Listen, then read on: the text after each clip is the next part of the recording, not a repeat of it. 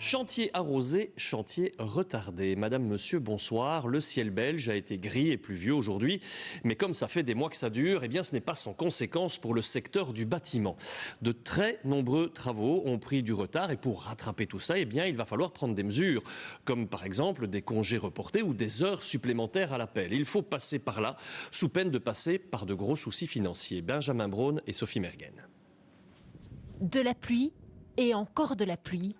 Pour ce couvreur, c'est presque devenu la routine. Pas le choix, les retards s'accumulent. Ce cher monsieur m'attend depuis février, plus ou moins. A commencé le chantier il y a un mois. Et on va dire successivement une semaine où j'ai pu travailler dessus.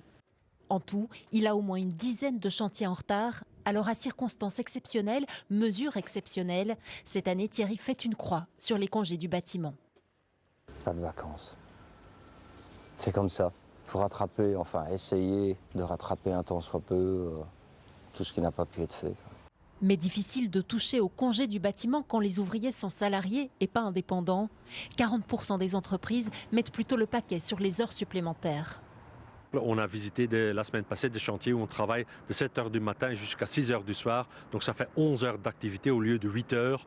Et donc comme ça, on essaye de résorber un peu le retard. Malheureusement, on ne s'est pas résorbé en 2 semaines avec les heures supplémentaires des retards de 1 ou 3 mois. Des retards historiquement hauts. Ici à Zaventem, une maison qui doit être entièrement rénovée. Mais là aussi, impossible de tenir l'échéance. Donc normalement, on serait déjà en train de finir la façade et la toiture serait déjà depuis longtemps finie. Mais bon, malheureusement, à cause du temps, on n'a pas encore su terminer la toiture. Des retards qui ont un impact économique conséquent pour le secteur. 2 entreprises sur 3 connaissent des difficultés financières. La perte de temps, donc de devoir aller sur un chantier et qu'il commence à pleuvoir, qu'il faut alors remballer toutes les affaires pour aller sur un autre chantier. Les pertes de trajet, les pertes de temps, effectivement, économiquement, c'est une perte directe pour la société.